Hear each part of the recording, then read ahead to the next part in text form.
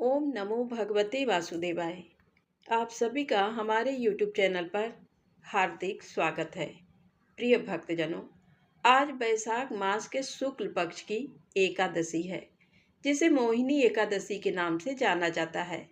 तो आज हम सभी श्रद्धा पूर्वक आइए सुनते हैं मोहिनी एकादशी व्रत की पौराणिक कथा। साथ में आप सुनेंगे वैशाख मास स्नान की कहानी, तुलसी माता की कहानी, साथ में सुनेंगे ग्यारस माता की कथा। वैशाख मास भगवान विष्णु को अत्यंत प्रिय माना गया है। इस पूरे महीने में प्रातः काल स्नान, पूजा और दान का विशेष महत्व बताया गया है। लेकिन यदि किसी कारणवश आप पूरे वैशाख मास में स्नान पूजा नहीं कर पाए हैं, तो निराश होने की आवश्यकता नहीं है।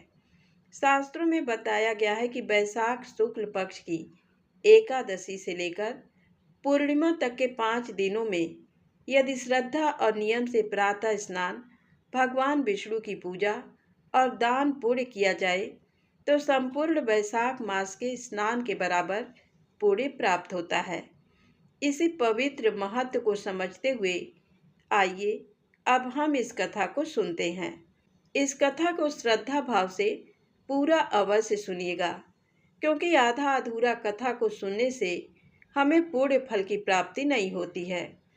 तो आइए सबसे पहले शुरू करते हैं प्रथम पूज्य गणेश जी की पौराणिक कथा। गणेश जी को प्रथम देव माना गया है। शुभ कार्य करने से पहले भगवान गणेश जी का ध्यान किया जाता है। माना जाता है कि किसी भी शुभ कार्य करने से पूर्व गणेश जी की वंदना और स्तुति से कार्य में आने वाले विघ्न समाप्त हो जाते हैं। इसीलिए भगवान जी को विघ्नहर्ता भी कहा जाता है। भगवान गणेश जी ने ही महाभारत काव्य अपने हाथों से लिखा था। पौराणिक कथा के अनुसार विद्या के साथ साथ भगवान गणेश को लेखन कार्य का भी अधिपति माना गया है। गणेश जी को सभी देवी देवताओं में सबसे अधिक धैर्यवान माना गया है। उनका चित्त स्थिर और शांत बताया गया है। कैसी भी परिस्थिति हो, वे अपना धैर्य नहीं खोते हैं। शांत भाव से अपने कार्य को करते रहते हैं। इसी कारण उनकी लेखन की शक्ति भी अद्वितीय मानी गई है। महर्षि वेदव्यास भगवान गणेश के इस खूबी के चलते अति प्रभावित थे। जब महर्षि वेदव्यास ने महाभारत की रचना करने का मन बनाया, तो उन्हें महाभारत जैसे महाकाव्य के लिए एक ऐसे लेखक की तलाश थी जो उनके कथन और विचारों को बिना बाधित किए लेखन कार्य करता रहे, क्योंकि बाधाएं आने पर विचारों की सतत प्रक्रिया प्रभावित हो सकती थी। महर्षि वेदव्यास ने सभी देवी देवताओं की क्षमताओं का अध्ययन किया, लेकिन वे संतुष्ट नहीं हुए। तब उन्हें भगवान गणेश जी का ध्यान आया। महर्षि वेदव्यास ने गणेश जी से संपर्क किया और महाकाव्य लिखने का आग्रह किया। भगवान गणेश जी ने वेदव्यास जी के आग्रह को स्वीकार कर लिया, लेकिन एक शर्त उनके सम्मुख रख दी। शर्त के अनुसार काव्य का आरंभ करने के बाद एक भी क्षण कथा कहते हुए रुकना नहीं है, क्योंकि ऐसा होने पर गणेश जी ने कहा कि वे वहीं लेखन कार्य को रोक देंगे। गणेश जी की बात को महर्षि वेदव्यास ने स्वीकार कर लिया, लेकिन उन्होंने भी एक शर्त गणेश जी के सामने रख दी। महर्षि वेदव्यास जी ने कहा कि बिना अर्थ समझे वे कुछ नहीं लिखेंगे। इसका अर्थ ये था कि गणेश जी को प्रत्येक वचन को समझने के बाद ही लिखना होगा। गणेश जी ने महर्षि वेदव्यास की इस शर्त को स्वीकार कर लिया। इसके बाद महाभारत महाकाव्य की रचना आरंभ हुई। कहा जाता है कि महाभारत के लेखन कार्य पूर्ण होने में 3 वर्ष का समय लगा। इन 3 वर्षों में गणेश जी ने एक बार भी महर्षि वेदव्यास जी को एक पल के लिए भी नहीं रोका। वहीं महर्षि ने भी अपनी शर्त पूरी की। इस तरह से महाभारत पूर्ण हुआ। तो प्रेम से बोले गणेश जी महाराज की जय हो। अब आइए सुनते हैं वैशाख स्नान से जुड़ी बड़ी ही पावन कथा। प्राचीन समय की बात है। एक छोटा सा गांव था। उस गांव में एक नाई दंपति अपनी पत्नी अपनी बेटी के साथ रहता था। उसकी बेटी का नाम था रूपमती। रूपमती का जैसा नाम था वैसे ही सुंदर, सुशील और सुलक्षणा थी। जब उसके माता पिता यजमान के यहाँ काम करने के लिए चले जाते थे तो पीछे से वही घर का सारा काम किया करती थी। तब एक बार की बात है, जब वह 12 वर्ष की थी तो उसने देखा कि गांव की बहुत सी औरतें बैसाख स्नान कर रही थी और कथा कहानियों को सुन रही थी। बड़ पीपल, आंकड़े और तुलसी की पूजा कर रही थी। तो रूपमती ने उनसे पूछा कि आप सब ये क्या कर रहे हो और इसका क्या फल मिलता है। तो गांव की औरतें बोली कि बेटी, हमने भगवान विष्णु के प्रिय माधव मास का स्नान किया है और व्रत कर रहे हैं, और हम बैसाख मास में बड़ पीपल, आंकड़े और तुलसी की पूजा कर रहे हैं। बेटी, बैसाख मास का स्नान करने, व्रत करने से आंकड़े, बड़ पीपल और तुलसी की पूजा सेवा करने से निर्धनों को धन मिले, निसंतानों को संतान सुख मिले, कुंवारों के विवाह हो, बुजुर्गों को वैकुंठ का वास मिलता है। बेटी, तुम भी हमारे साथ बैठकर बैसाख मास की कथा कहानियों को सुना करो। तुम्हें भी अच्छा घर बर मिलेगा और साथ में बैसाख मास का स्नान और व्रत करो। रूपमती ने अपने माता पिता से इसके बारे में कहा तो उसके माता पिता बोले कि बेटी, ये तो अच्छी बात है, जैसा तुम चाहो वैसा करो। उसके बाद रूपमती भी बैसाख मास का स्नान करने लगी, कथा कहानियों को सुनने लगी, बड़ पीपल और तुलसी माता की सेवा पूजा करने लगी। इस तरह पूरा बैसाख मास बीत गया। उसने 3 साल तक बैसाख मास का स्नान और व्रत किया और व्रत का उद्यापन किया। तब एक दिन बड़ी होने पर उसकी एक समझदार युवक से विवाह हो गया। ससुराल वालों ने उसे हाथों पर रखा, उसका खूब आदर सम्मान किया। पति भी उसे बहुत प्यार करने वाला मिला। उसे दुनिया भर की सारी खुशियां मिली। साल भर में ही उसे एक सुंदर पुत्र भी पैदा हुआ। लेकिन शायद उसकी खुशियों पर किसी की बुरी नजर लग गई। जब पुत्र 1 महीने का था तो उसका पति एक अज्ञात बीमारी से चल बसा। रूपमती व उसके सास ससुर पर तो मानो दुखों का पहाड़ टूट पड़ा। जो सास ससुर पहले उसे घर की लक्ष्मी, सुलक्षणा, अन्नपूर्णा कहते नहीं थकते थे, वे आज उसे कर्म जली, कर्म फूटी, हमारे पुत्र को आते ही खा गई, डायन आदि बोलने लगे। पति के 12 दिन होते ही सास ससुर ने पोते को तो रख लिया, लेकिन रूपमती को धक्के देकर घर से निकाल दिया। रूपमती रोती बिलखती मायके में आ गई और माता पिता के साथ रहने लगी। तब एक दिन उनके गांव के राजा की रानी को प्रसव पीड़ा हुई तो राजा के पहरेदार नायन को बुलाने के लिए आए, क्योंकि नायन ही उस गांव में सबके प्रसव करवाती थी। तब नायन अपने साथ अपनी बेटी रूपमती को भी महल में ले गई। दोनों माँ बेटी ने रानी का प्रसव करवाया। राजा को पुत्र रत्न की प्राप्ति हुई तो राजा ने नाई और नायन की बेटी को अपने गले का बेशकीमती हार उतार कर दे दिया। अब नायन और नायन की बेटी रोज महल में रानी और उसके पुत्र के मालिश करने, स्नान कराने, कपड़े धोने के लिए जाने लगी।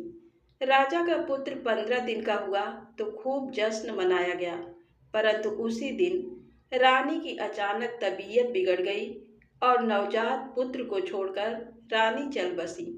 राजा पर दुखों का पहाड़ टूट पड़ा। अब तो बच्चे के पालन पोषण की जिम्मेदारी धाय माँ पर आन पड़ी, लेकिन नवजात बच्चे को दूध कहाँ से पिलाया जाए।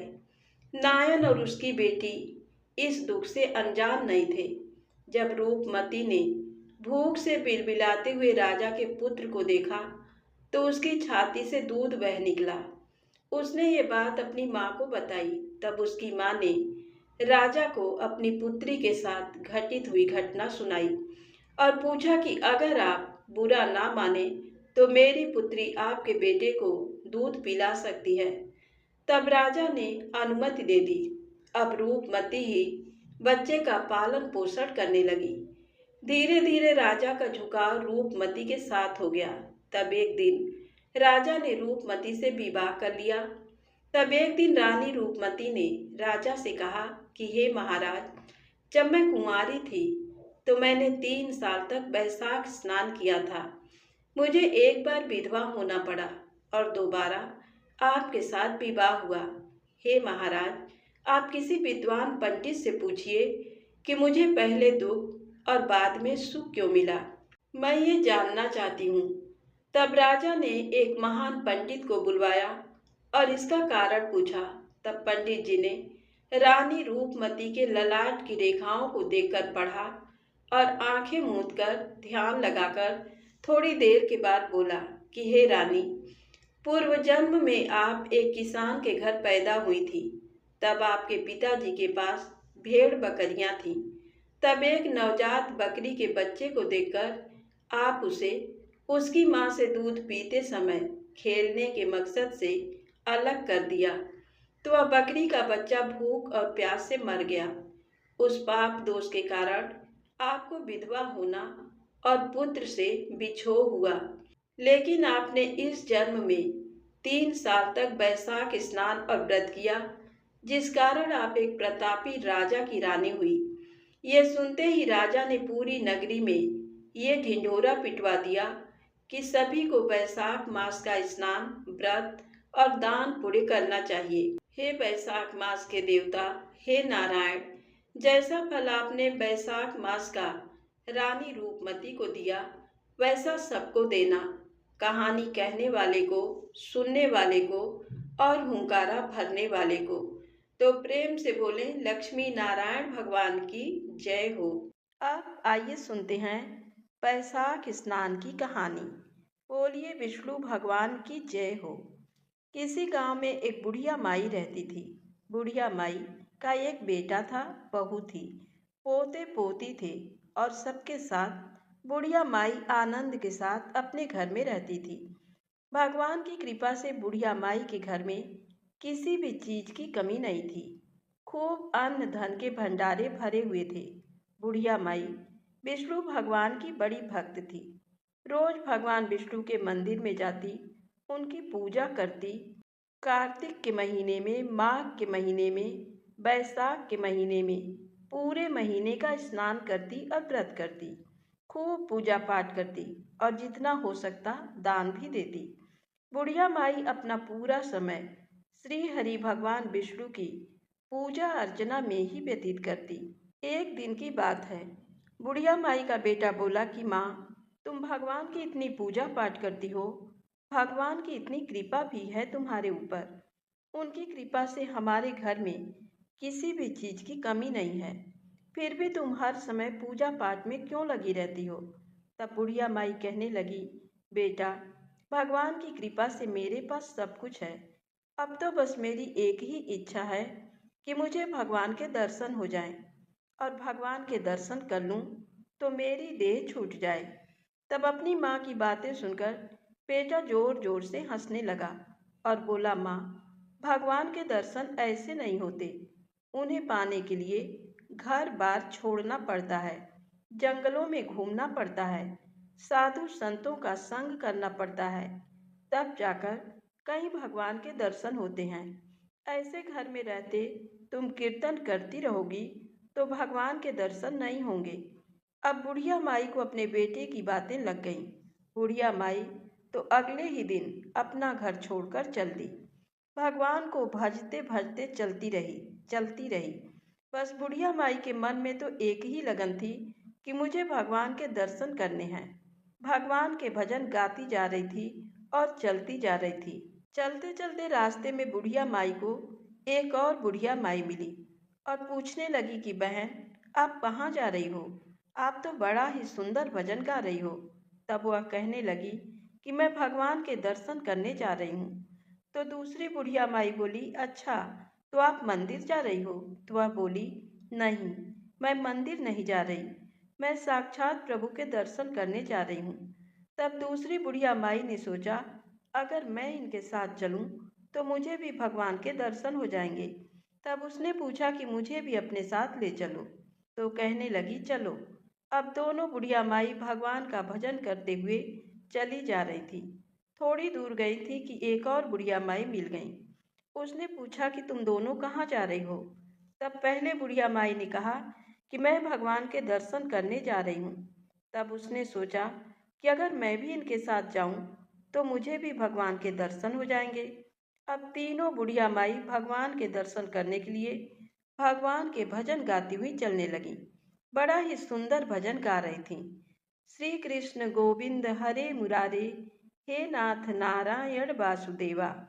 श्री कृष्ण गोविंद हरे मुरारे, हे नाथ नारायण वासुदेवा। इस तरह से भगवान का भजन गाते गाते तीनों बुढ़िया माई चलती जा रही थी। उधर भगवान विष्णु बैकुंठ में बैठे देख रहे थे कि तीनों मेरा भजन कर रहे हैं और मेरे दर्शन करना चाहती हैं।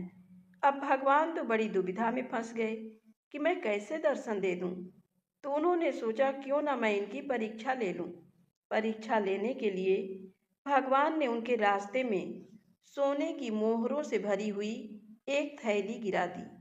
पहली बुढ़िया माई तो भजन करती हुई जा रही थी। उनके मन में तो सिर्फ भगवान का ध्यान था। उन्होंने थैली की तरफ ध्यान भी नहीं दिया और आगे चली गईं। दूसरी बुढ़िया माई भी अपने ध्यान में थीं और उनकी भी नज़र थैली पर नहीं गई। वे भी आगे निकल गईं। तीसरी बुढ़िया माई जब थैली के पास से निकली तो उनका पैर उस थैली पर पड़ गया। उन्होंने उठाकर देखा तो उसमें सोने की मोहरें थीं। अब बुढ़िया माई ने सोचा कि मुझे तो भगवान ने इतना सारा धन दिया है, अब दर्शन करके क्या करूँगी, क्या मांगूंगी। उसने तो आज सोने की मोहरों से भरी थैली उठाई और अपने घर वापस चली गई। ये देखकर तो भगवान मुस्कुराने लगे। थोड़ी दूर और चल दी। अब दोनों बुढ़िया माई चलती जा रही थी तो भगवान ने उनके रास्ते में एक सोने की ईंट रख दी। अब सोने की ईंट रखी थी तो पहली बुढ़िया माई को ईंट से ठोकर लगी। ठोकर लग के बुढ़िया माई ने देखा ईंट पड़ी है। थोड़ी देर पैर को सहलाया और आगे चल दी। दूसरी बुढ़िया माई जब उस रास्ते से आई तो उसे भी ठोकर लगी। तो उसने जब देखा तो देखा, अरे ये तो सोने की ईंट है। तो उसने ईंट उठा ली और सोचने लगी, अब भगवान ने इतना धन दे दिया है तो बन बन घूम कर उन्हें ढूंढ कर करूँगी क्या? क्या मांग लूँगी मैं इससे ज़्यादा? चलो, जो दिया है भगवान ने उसी को लेकर घर चलती हूँ। अब वह बुढ़िया माई भी सोने की ईंट लेकर घर चली गई। अब पहली बुढ़िया माई जो भगवान के दर्शन करने निकली थी, अकेले ही भगवान का भजन गाती गाती चलती जा रही थी और भगवान को पुकारती जा रही थी। श्री कृष्ण गोविंद हरे मुरारी, हे नाथ नारायण वासुदेवा। बार बार भगवान से प्रार्थना कर रही थी कि हे भगवान मुझे दर्शन दो, हे भगवान मुझे दर्शन दो। अब भगवान ने आखिरी परीक्षा के लिए बुढ़िया माई के आगे हीरे मोतियों का ढेर लगा दिया। बुढ़िया माई ने देखा बहुत सारे हीरे मोती हैं, लेकिन उनके मन में जरा भी लालच नहीं आया और वह कहने लगी, प्रभु बहुत सस्ते में पीछा छुड़ाना चाहते हो। और ऐसा कहकर वे तो भगवान विष्णु की जय बोलती हुई भगवान के भजन गाती हुई आगे चल दी। अब भगवान ने परीक्षा लेने के लिए खूब आंधी तूफान चला दिए। बहुत तेज बारिश होने लगी, लेकिन बुढ़िया माई तो भगवान की धुन में खोई चलती ही जा रही थी। अब भगवान ने सोचा कि बुढ़िया माई तो दर्शन किए बिना नहीं मानेगी। इसीलिए भगवान श्री विष्णु बुढ़िया माई के सामने प्रकट हो गए और उन्हें अपने साक्षात दर्शन दिए और कहने लगे, बुढ़िया माई मैं तुम्हारी भक्ति से बहुत प्रसन्न हूँ, तुम अपने मन का कोई भी वरदान मुझसे मांग लो। तब वह कहने लगी, प्रभु मेरी तो बस आखिरी इच्छा ही आपके दर्शन की थी। आपने मुझे दर्शन दे दिए, मेरा जीवन सफल हो गया। और ऐसा कहकर बुढ़िया माई भगवान के चरणों में गिर गई और वहीं पर उन्होंने अपने प्राण त्याग दिए। तभी बैकुंठ से एक बहुत सुंदर विमान उतरा और स्वयं श्री हरि भगवान बुढ़िया माई को अपने साथ वैकुंठ लोक में ले गए। तो बोलिए श्री विष्णु भगवान की जय हो। आइए सुने ग्यारस माता की पौराणिक कथा। एक बार एक राज्य में एक राजा रहा करता था। राजा बहुत ही बुद्धिमान और बलशाली था। राजा सदैव अपनी प्रजा का बहुत अच्छे से ध्यान रखता था। प्रजा भी अपने राजा को बहुत पसंद करती थी। राजा की दो बेटियां थीं। राजा अपनी दोनों बेटियों से बहुत प्रेम करता था। राजा की छोटी बेटी देखने में बहुत सुंदर और आकर्षक थी और राजा की बड़ी बेटी छोटी बेटी के मुकाबले थोड़ा कम सुंदर थी। राजा की छोटी बेटी ग्यारस माता की पूजा किया करती थी और सभी लोग राजा की छोटी बेटी से बहुत प्रेम करते थे और बहुत प्रशंसा किया करते थे। राजा भी अपनी छोटी बेटी को बड़ी बेटी से अधिक प्रेम करता था, जिस कारण राजा की बड़ी बेटी को अपनी छोटी बहन से बहुत नफरत होने लगी थी। राजा की दोनों बेटियां जब बड़ी हो गईं, तब एक पड़ोस राज्य में रहने वाला राजकुमार राजा की बड़ी बेटी के लिए रिश्ता लेकर आया। लेकिन जैसे ही उस राजकुमार की नज़र राजा की छोटी बेटी पर पड़ी, तो वह राजकुमार राजा की छोटी बेटी पर आकर्षित हो गया और उससे पहली नज़र में प्रेम कर बैठा। उस राजकुमार ने राजा की बड़ी बेटी के साथ विवाह करने से मना कर दिया और उसने राजा से कहा कि मैं आपकी छोटी बेटी से विवाह करना चाहता हूँ। जिसके बाद राजा की बड़ी बेटी ये देखकर अपनी छोटी बहन से बहुत क्रोधित हो गई और राजा की बड़ी बेटी ने अपनी छोटी बहन को अपना सबसे बड़ा दुश्मन मान लिया। राजा की बड़ी बेटी ने अपनी छोटी बहन से बदला लेने का निर्णय किया, जिसके लिए उसने अपनी छोटी बहन को जान से मारने का प्लान बनाया। राजा की बड़ी बेटी ने अपनी छोटी बहन को मारने के लिए सबसे पहले एक लड्डू में जहर मिलाकर अपनी छोटी बहन को दे दिया और उसको लड्डू खाने के लिए कहा। लेकिन लड्डू खाने के बाद भी छोटी बहन को कुछ नहीं हुआ। बड़ी बहन ये देखकर बहुत आश्चर्यचकित हो गई, लेकिन बड़ी बहन ने हार नहीं मानी और उसने जब रात में छोटी बहन अपने कमरे में सो रही थी, तब एक मटके में सांप रखकर उसे कमरे में छोड़ दिया। लेकिन सांप भी छोटी बहन का कुछ नहीं कर पाया। जिसके बाद बड़ी बहन ने अपनी छोटी बहन से कहा कि चलो हम लोग कुएं में से पानी भरकर लाते हैं। जिसके लिए वह अपनी छोटी बहन को पानी भरने के बहाने कुएं के पास ले गई और उसने अपनी छोटी बहन को कुएं में धक्का दे दिया।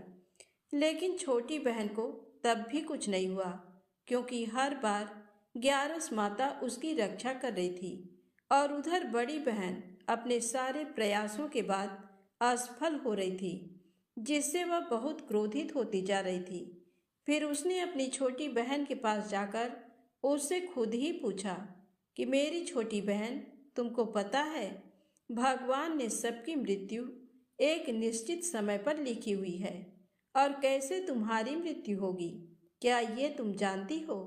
तब छोटी बहन ने अपनी बड़ी बहन को बताया कि हाँ, मैं तो जानती हूँ मेरी मृत्यु कैसे होगी। छोटी बहन से ये सुनकर बड़ी बहन मन ही मन बहुत प्रसन्न होने लगी और उसने अपनी छोटी बहन से कहा कि तुम मुझे अपनी मृत्यु का राज बताओ। छोटी बहन ने अपने बड़ी बहन से कहा कि मेरी मृत्यु तो एक तोते में है। जो तोते के गले में एक हार है, उससे मेरी मृत्यु होगी। जब तक कोई भी व्यक्ति तोते को मारकर वह हार अपने गले में पहनेगा, तो मैं मूर्छित हो जाऊंगी और जैसे ही उस हार को अपने गले से उतारेगा, तो मैं वापस से जीवित हो जाऊंगी। अपनी छोटी बहन की मृत्यु का राज जानकर बड़ी बहन बहुत ही खुश हो गई और उसने अपनी छोटी बहन को मारने के लिए उसके पालतू तोते को ढूंढना शुरू कर दिया। और छोटी बहन को इस बात का आभास हो गया था कि कोई उसकी जान लेना चाहता है, जिसके लिए वह अपने पिताजी के पास गई और उसने अपने पिताजी से कहा कि पिताजी, मेरी मृत्यु के बाद आप मुझे जलाइएगा मत, बल्कि आप मुझे अपनी पुरानी वाली हवेली में एक पलंग में लिटाकर छोड़ दीजिएगा। अपनी छोटी लड़की की ये बात सुनकर राजा बहुत आश्चर्यचकित हो गए। राजा ने अपनी छोटी बेटी से पूछा, बेटी, तुम ये क्या कह रही हो? तब राजा की छोटी बेटी ने बताया, पिताजी, समय किसी के लिए नहीं रुका है। कब क्या हो जाए किसी को कुछ पता नहीं है। और फिर राजा ने अपनी छोटी बेटी से कहा कि तुम ऐसी बातें क्यों कर रही हो? 2-3 दिन में तो तुम्हारा विवाह है। लेकिन छोटी बेटी ने अपने पिताजी को ऐसा करने पर मजबूर कर दिया और उनसे वचन ले लिया। राजा ने भी अपनी छोटी बेटी की बात स्वीकार कर ली और 2-3 दिनों के बाद जब शादी का समय आया, तब राजकुमार बारात लेकर राजा के घर आया और राजकुमार और राजा की छोटी बेटी का विवाह शुरू हो गया। जैसे ही राजा की छोटी बेटी राजकुमार के साथ फेरे लेना शुरू करती है, तो उसकी बड़ी बहन अपनी छोटी बहन के कमरे में जाकर उसके तोते को पकड़ लेती है और उसको जान से मार देती है। तोते की गले में जो हार था, उसको अपने गले में धारण कर लेती है। जैसे ही बड़ी बहन उस हार को अपने गले में धारण करती है, तो उधर छोटी बहन 3.5 ही फेरे ले पाती है और वहीं पर बेहोश होकर गिर जाती है। जिसके बाद राजा ने बड़े बड़े वैद्य हकीमों को बुलवाया और अपनी छोटी बेटी का इलाज करने के लिए कहा। राजा की बात सुनकर वैद्य ने छोटी बेटी को जब चेक किया, तो राजा को बताया कि आपकी छोटी बेटी ना तो जीवित है और ना ही मरी हुई है। ये मैं ऐसा पहली बार देख रहा हूँ। राजा ने वैद्य और हकीम को ये बात बाहर बताने से मना कर दिया और उनको कहा कि अगर तुमने ये बात किसी को बाहर बताई तो हम तुम्हें फांसी दे देंगे। राजा ने अपनी छोटी बेटी को पुराने महल में ले जाकर एक पलंग पे लिटा दिया और वहां कुछ सैनिक को तैनात कर दिया। वापस अपने महल पर आ गया। राजा की बड़ी बेटी अपने पिताजी के पास आई और कहने लगी कि पिताजी, अगर ये शादी संपन्न नहीं हुई तो आपकी इज्जत का क्या होगा? आप कहें तो मैं आपकी इज्जत बचाने के लिए राजकुमार से शादी करने के लिए तैयार हूँ। जिसके बाद राजा ने अपनी बड़ी बेटी की बात मान ली और राजा ने बड़ी बेटी को छोटी बेटी के कपड़े पहनाकर मंडप पर भेज दिया। लेकिन राजकुमार ये जान गया कि ये राजा की छोटी बेटी नहीं है, बल्कि ये राजा की बड़ी बेटी है। लेकिन जब राजकुमार ने शादी करने से मना किया, तो सभी लोगों ने राजकुमार को विवश करके राजा की बड़ी बेटी से बचे हुए फेरों को संपन्न करा दिया और विवाह करवा दिया। जिसके बाद राजकुमार राजा की बड़ी बेटी को अपने महल ले गया। राजकुमार राजा की बड़ी बेटी से ना तो बात करता था, ना ही उसको पसंद करता था और ना ही उसके आसपास भटकता था। और राजकुमार ने यह फैसला लिया था कि वह अपनी प्रेमिका को ढूंढ कर रहेगा और ये जानकर रहेगा कि उसके साथ हुआ क्या है। एक दिन राजकुमार अपने घोड़े पर सवार होकर राजा के पुराने महल के पास पहुंच गया, जहां पर उसने कुछ सैनिकों को देखा। महल के पास पहुंचकर राजकुमार ने जब महल को ध्यान से देखा, तो वह समझ गया कि ये तो हमारे ससुर जी का महल है। तब राजकुमार ने सैनिकों से पूछा, तुम लोग यहाँ क्या कर रहे हो और इस महल के अंदर उस पलंग में कौन लेटा है? जिसके बाद सैनिकों ने बताया कि यहाँ पर राजा की छोटी बेटी लेटी है। ये सुनकर राजकुमार बहुत प्रसन्न हो गया और वह तुरंत अपनी प्रेमिका के पास पहुंच गया और उसकी सेवा करने लगा। जैसे ही रात हुई तो राजा की छोटी बेटी उठकर खड़ी हो गई। राजकुमार ये देखकर बहुत खुश हो गया और उसने अपनी प्रेमिका से पूछा कि तुम यहाँ क्या कर रही हो? तुम मेरे साथ मेरे घर चलो। राजा की छोटी बेटी ने राजकुमार को सारी बातें बता दी कि मेरी जान एक तोते में बसी थी और मैंने ये बात सिर्फ अपनी बड़ी बहन को बताया था और मुझे पता है कि उसने ही मुझे मारने का प्रयास किया है। उसके पास एक हार है जिसको वह सुबह पहन लेती है और रात को उतार देती है। जब तक वह हार को पहने रहती है तब तक मैं मूर्छित रहती हूँ, और जैसे ही वह हार को उतार देती है तो मैं जीवित हो जाती हूँ। और जब तक मेरी बड़ी बहन के पास वह हार है तब तक मैं ऐसे ही जीवित और मूर्छित होती रहूँगी। अगर मेरी बड़ी बहन के पास जो हार है वह मेरे हाथ में लग जाए तो मैं हमेशा के लिए जीवित हो जाऊंगी। राजकुमार ये बात सुनकर राजा की छोटी बेटी के पास रहने का निर्णय ले लिया और उसने अपने बचे हुए सारे फेरे उस पलंग में लेटी राजकुमारी के साथ ले लिए और अपना विवाह पूर्ण कर लिया और वहीं पर ही रहने लगा। देखते ही देखते कुछ समय में राजा की छोटी बेटी और राजकुमार की पत्नी पेट से हो गई। एक दिन राजकुमार को किसी काम से बाहर जाना पड़ा। तब छोटी बहन के पेट में बहुत तेज से दर्द होने लगा, जिसके बाद उसने ग्यारस माता का आवाहन किया। जिसके बाद वहां पर ग्यारस माता प्रकट हुई और उन्होंने अपनी भक्तों के दर्द को दूर किया और एक पुत्र की प्राप्ति करवाई। और वहीं पर अचानक से राजकुमार भी आ गया। राजकुमार ने ग्यारस माता को देखा तो वह आश्चर्यचकित हो गया और उसने तुरंत माता को प्रणाम किया। और ग्यारस माता ने राजकुमार से कहा कि जब तुम्हारा पुत्र 5 वर्ष का हो जाए तो तुम अपनी पत्नी का हाथ ले आकर इसके गले में डाल देना। और देखते ही देखते राजकुमार और राजा की छोटी बेटी का पुत्र 5 वर्ष का हो जाता है। तो राजकुमार अपने बेटे से कहता है कि बेटा, मैं कुछ काम से बाहर जा रहा हूँ, तुम अपनी माता का ध्यान रखना। और वहां से चला जाता है। राजा को बाहर निकलता देख बड़ी बहन के सैनिक देख लेते हैं और बड़ी बहन को जाकर सारी बातें बता देते हैं। जिसके बाद बड़ी बहन अपनी छोटी बहन के पुत्र को वहां से उठवा लेती है और उसको मरवा देती है।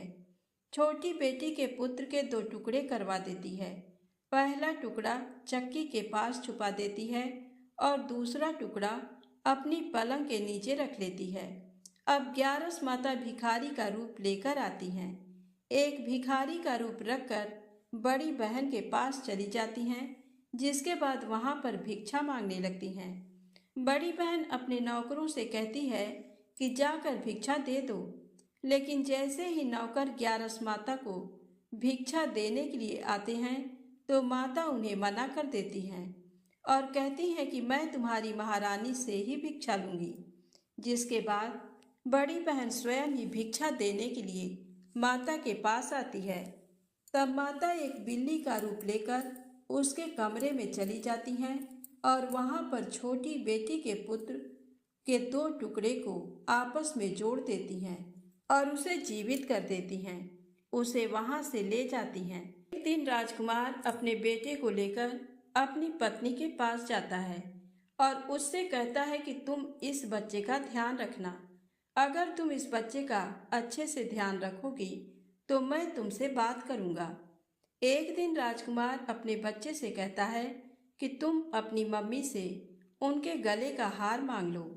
जिसके बाद राजकुमार का लड़का अपनी मम्मी के पास जाता है और कहता है कि मम्मी, मुझे तुम्हारा हार चाहिए जो तुमने गले में पहन रखा है।